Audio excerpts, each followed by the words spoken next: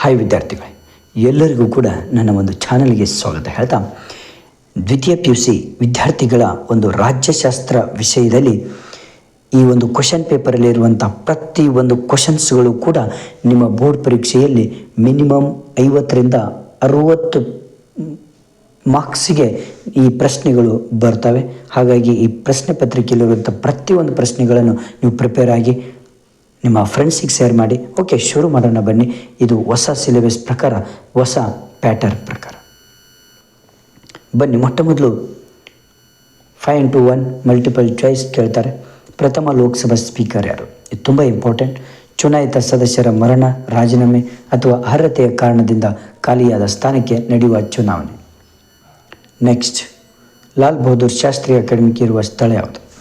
ಜನಾಂಗೀಯತೆ ನಾಡು ಎಂದು ಕರೆಯಲ್ಪಡುವ ರಾಷ್ಟ್ರ ಯಾವುದು? ಭಾರತ ವಿದೇಶಾಂಗ ನೀತಿಯ ಶಿಲ್ಪಿ. ಈ ಕೆಳಗಿನ ಪ್ರಶ್ನೆಗಳಿಗೆ ಖಾಲಿ ಬಿಟ್ಟ ಸ್ಥಳ ಭರ್ತಿ ಮಾಡಿ. ಕೇಂದ್ರ ಲೋಕಸೇವಾ ಆಯೋಗದ ಅಧ್ಯಕ್ಷರ ನಿವೃತ್ತಿ ವಯಸ್ಸು? ಲೋಕಾಯುಕ್ತರನ್ನು ನೇಮಿಸುವವರು ಯಾರು? ಲೇಸಸ್ ಫೇರ್ ಪದದ ಅರ್ಥವೇನು? ಅಂತಾರಾಷ್ಟ್ರೀಯ ಒಂದು ಸಂಬಂಧ ಎಂಬ ಪದವನ್ನು ಮೊದಲು ಬಳಸಿದವರು ಯಾರು? ಬಂಧು ಎಂದು ಡ್ಯಾಶ್ ರವರನ್ನು ಕರೆಯುತ್ತಾರೆ. ನೆಕ್ಸ್ಟ್, ಹೊಂದಿಸಿ ಬರೆಯಲು ನೋಡೋಣ. ಪಕ್ಷಾಂತರ ನಿಷೇಧ ಕಾಯ್ದೆ. ಜಿಲ್ಲಾ ಆಡಳಿತದ ಮುಖ್ಯಸ್ಥರು? ಜ್ಯೋತಿಬಾ ಫುಲೆ. ವೆಸ್ಟ್ ಪಾಲಿಯ ಒಪ್ಪಂದ? IMF. ನೆಕ್ಸ್ಟ್ 1 ಮಾರ್ಕ್ಸ್ ಕ್ವಶನ್ಸ್ ನೋಡೋಣ. ಶೋಷಿತ ಮಹಿಳೆಯರಿಗೆ ಶಿಕ್ಷಣ ಪ್ರಾರಂಭಿಸಿದ ಪ್ರಥಮ ಶಿಕ್ಷಕಿ ಯಾರು? ತುಂಬ ಇಂಪಾರ್ಟೆಂಟ್. 5 into 1. ಯಾವುದಾದ್ರೂ ಒಂದು ಭಯೋತ್ಪಾದನಾ ಸಂಘಟನೆಯನ್ನು ಹೆಸರಿಸಿ. ಯಾವ ದಿನವನ್ನು ಮತದಾರರ ದಿನವೆಂದು ಆಚರಿಸಲಾಗ್ತದೆ? ಖಾಸಗೀಕರಣವು ಯಾವ ದೇಶದಲ್ಲಿ ಮೊದಲು ಪ್ರಾರಂಭವಾಯಿತು? ಈ ಸಾರ್ಕ್ನ ಪಿತಾಮಹ ಯಾರು? ನೆಕ್ಸ್ಟ್, ಭಾಗ ಬಿ. ಫೆಡರಲ್ ನ್ಯಾಯಾಲಯವು ಎಲ್ಲಿ ಮತ್ತು ಯಾವಾಗ ಸ್ಥಾಪನೆ ಆಯಿತು? ಬಾಂಬೆಯನ್ನು ಎಷ್ಟು ರಾಜ್ಯಗಳನ್ನಾಗಿ ವಿಂಗಡಿಸಲಾಯಿತು? ಅವು ಯಾವುವು? 1935ರ ಕಾಯ್ದೆಯಲ್ಲಿ ಎಷ್ಟು ವಿಧಿಗಳು ಮತ್ತು ಶೆಡ್ಯೂಲ್ಗಳಿವೆ? ಸಾರ್ವತ್ರಿಕ ವಯಸ್ಕ ಮತದಾನ ಪದ್ಧತಿ ಎಂದರೇನು? ಉದಾಹರಣೆ ಕೊಡಿ. ನಾಗರಿಕ ಸೇವೆಯ 2 ಲಕ್ಷಣಗಳನ್ನು ತಿಳಿಸಿ. ಶಕ್ತಿ ಬಣಗಳು ಎಂದರೇನು? ಉದಾಹರಣೆ ಕೊಡಿ. ವಿಶ್ವಸಂಸ್ಥೆ 2 ಅಂಗಸಂಸ್ಥೆಗಳನ್ನು ಹೆಸರಿಸಿ. ನೆಕ್ಸ್ಟು, ತಾಷ್ಕೆಂಟ್ ಒಪ್ಪಂದದಲ್ಲಿ ಸಹಿ ಹಾಕಿದವರು ಯಾರು? ಭಾರತವು ಕೈಗೊಂಡ ಯಾವುದಾದ್ರೂ 2 ಅಣು ಪರೀಕ್ಷೆಗಳ ಸಾಂಕೇತಿಕ ಹೆಸರುಗಳನ್ನು ಹೆಸರಿಸಿ. ನೆಕ್ಸ್ಟು, ಭಾಗ ಸಿ ನೋಡೋಣ. ಯಾವ ಕ್ವಶನ್ಸ್ ಬರುತ್ತೆ ಅಂದರೆ, ಇಲ್ಲಿ 5 ಮಾರ್ಕ್ಸಿಗೆ ಕ್ವಶನ್ಸು. ಕೆಳಗಿನ ಭಾರತದ ನಕ್ಷೆಯನ್ನು ನೋಡಿ ಪ್ರಸ್ತುತ ರಾಜ್ಯಗಳು ಹಾಗೂ ಕೇಂದ್ರಾಡಳಿತ ಪ್ರದೇಶಗಳನ್ನು ಪಟ್ಟಿ ಮಾಡಿ. ಇದು ಕೂಡ ಬರಬಹುದು.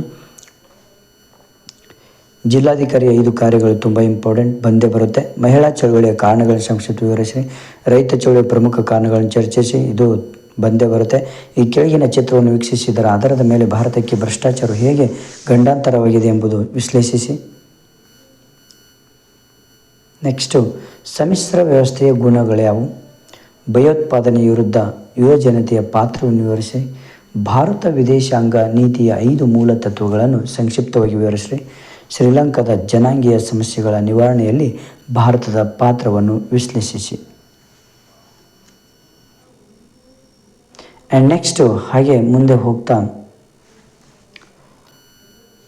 ಭಾಗ ಡಿಯಲ್ಲಿ ಲಾಸ್ಟ್ 10 ಮಾರ್ಕ್ಸಿನ ಕ್ವಶನ್ಸ್ 2 ಇರ್ತವೆ. ಯಾವುದಾದ್ರೂ 2 ಬರೀಬೋದು. ರಾಜಕೀಯ ಪಕ್ಷಗಳ ಕಾರ್ಯಗಳನ್ನು ವಿವರಿಸಿರಿ. ರಾಷ್ಟ್ರ ನಿರ್ಮಾಣದ ವಿವಿಧ ಅಗತ್ಯ ಅಂಶಗಳನ್ನು ವಿವರಿಸಿರಿ. ಖಾಸಗೀಕರಣದ ಅರ್ಥ, ಪ್ರಾಮುಖ್ಯತೆ ಮತ್ತು ರಾಜಕೀಯ ಪರಿಣಾಮಗಳನ್ನು ವಿವರಿಸಿರಿ. ವಿಶ್ವಸಂಸ್ಥೆಯ ದೇಹಗಳು, ತತ್ವಗಳು ಮತ್ತು ರಚನೆಯನ್ನು ವಿವರಿಸಿರಿ. ಇದು ನಿಮ್ಮ ಒಂದು ರಾಜ್ಯಶಾಸ್ತ್ರಕ್ಕಿರುವಂಥ ಮೋಸ್ಟ್ ಇಂಪಾರ್ಟೆಂಟ್ ಪ್ರಶ್ನೆಗಳು. ಇಲ್ಲಿ 50ರಿಂದ 60 ಮಾರ್ಕ್ಸಿನ ಪ್ರಶ್ನೆಗಳು ರಿಪೀಟ್ ಆಗ್ತವೆ. ಹಾಗಾಗಿ ಇದನ್ನು ನೆಗ್ಲೆಕ್ಟ್ ಮಾಡದೆ ನೀವು ಪ್ರಿಪೇರ್ ಆಗಿ ನಿಮ್ಮ ಫ್ರೆಂಡ್ಸಿಗೆ ಶೇರ್ ಮಾಡಿ. Okay, thank you.